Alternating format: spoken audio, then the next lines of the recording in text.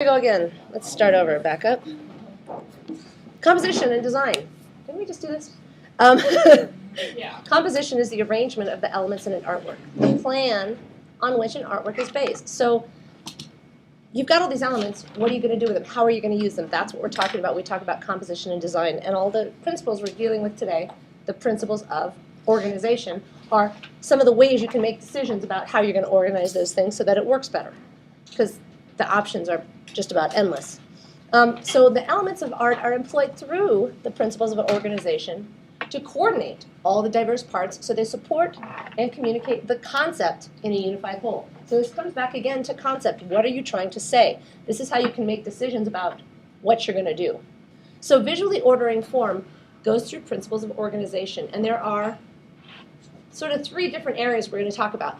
On the left, you see a list of principles that create unity or that make a piece feel more unified, like different parts belong to each other. Repetition, rhythm, motif, grouping, containment, proximity, closure, grids. You use any of those techniques, your composition is going to feel more unified than if you don't use it. So if you're looking at your piece and you're thinking, wow, this is really chaotic, try to use some of those principles and that will create more unity. Okay? Variety, factors of difference. On the other side are things that make a piece, give a piece more interest. Okay? We talked about how too much unity creates pretty deadly, dull, boring pieces of art. Okay? So factors of difference are what create variety. Something that's different, anything that's different. Anything that is emphasized or subordinated. Creating a focal point,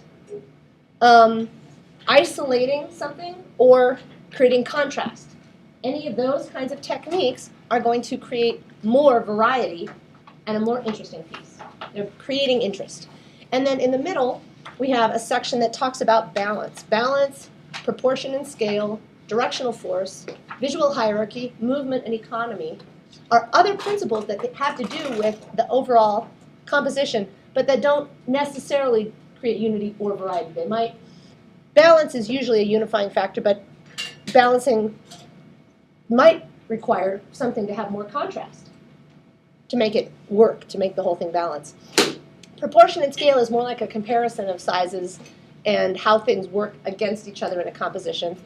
Directional force helps to know how your eye is moving and the kinds of feelings that different parts of your composition are going to create.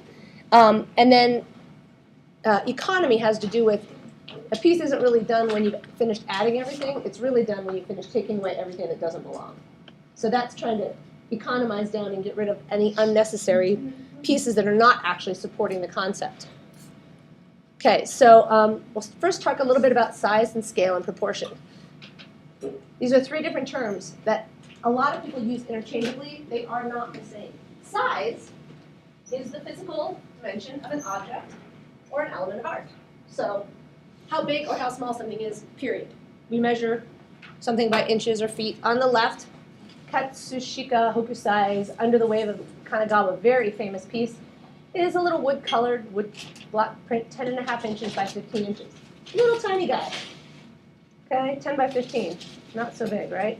On the right, Chuck Close's self-portrait looks about the same as the Hokusai right here. In fact, is significantly too small right here. It's really 102 inches by 84 inches. Quite large. So that's the actual size of the piece. And size in art matters. I knew you were going to say that. I didn't know how you're going to get out of that. I couldn't get out of it. It had to come out. It does make a difference. There's and when I talk about that, there is a relationship, a physical relationship between your viewer's body and the artwork. Where something is really large, it has a presence that you cannot deny. You cannot. There's a different relationship. Whereas, like remember in the book arts when we had those little books, and there's kind of an intimacy about a smaller piece of work. A large piece of work is much more commanding. You lose that sense of intimacy because it's really taking up a lot of space and it's talking to you even if you are across the room. Something small, you have to get a little bit closer to have that conversation. So size makes a difference because it affects how the viewer interacts with the work. Okay, a size relative to humans' dimensions or another standard of measure is what we use when we're talking about scale. the comparative size of an element or art or object, an element of art or object, in relation to another element or object, and expectations about what is normal. So when we're talking about size, it's just an absolute numerical value. When we're talking about scale, that's when we start talking about how does this size of this object relate to us as a human being and to what we expect it ought to be. So if you see the figure on the right, Michelangelo's David, for the longest time, I mean, I've been studying art for a long time, and I didn't realize that thing was like almost 20 feet tall until I saw this view of it. It's way bigger than a real person. I never realized that. I thought it was about the size of a person. I had an expectation about what was normal, and I never had any information to tell me otherwise. I just did that. Did you just now? Like, oh my God. Yeah. Right. Right. How many times have you seen a representation of that piece, right? And if you get rid of any other information around it that gives you a sense of its surroundings and how big it really is, you don't have a real sense of its actual scale. Okay, so there's a comparative relationship there that's different than what we expect. Same thing on the left. Klaus Oldenburg created a 4 or 5 story tall clothespin. And interestingly, this was a piece that was done in 1976. And if you look at the little spring on the clothespin, one side has a 7 on it and the other side has a little 6 on it because it's the shape of the spring from the clothespin. It's kind of an interesting little... Did he do the clothespin that's in somewhere in Yes. Europe that's over the mountaintop? That's Yes, yes. He does a lot of clothespins. He actually does a lot of really ordinary objects in really weird sizes that you don't expect, really large scale objects. So in this case, the object itself isn't any different than you expect. It's just its scale that makes it interesting. And thinking about the shape of this thing as a sculpture as opposed to just as a utilitarian object that we use to hold clothes up. So another example of scale, a couple of different heads. We expect a head to be a certain size. Burning Man, the head on the left, you can sort of see. This is a super pixelated photo, but where's my mouse? Mousey, come here. That's a person right there. So that gives you a sense of how big this guy really is. This head that looks like it's about the same is actually different. A person would stand about, probably about that tall, maybe a little bit taller. You can kind of tell from the surroundings, but both of those are objects that are out of scale. They're not how we expect them to be in terms of what the object is.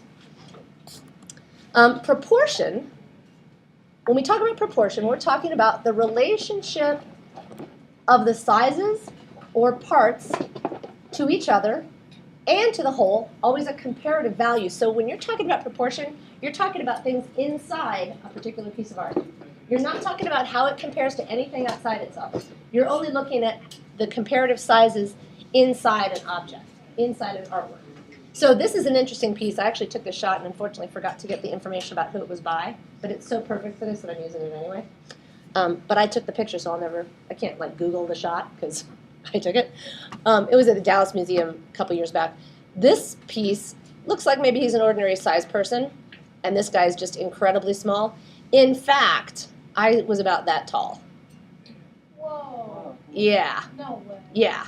Maybe I can't Maybe even, that my tall. brain can't do it right now. maybe Like, that tall. picture No. this. Yeah, so this guy is gigantic. Whoa. What's he made out of? That blue foam stuff, have you ever seen it? Oh.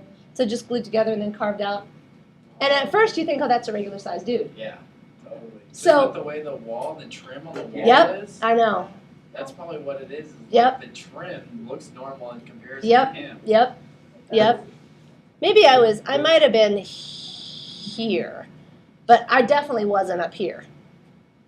I was definitely down, my head was down Before this. you said that you were right there, I thought you were gonna say you were The little guy, that was me? That's me. That's not me. No, that is actually part of the piece. That little guy is part of the piece, and it is like this big. Yeah. How did you achieve that? But the feet are, something like that. Anyway, Is it as big as that bear downtown? probably not quite that big.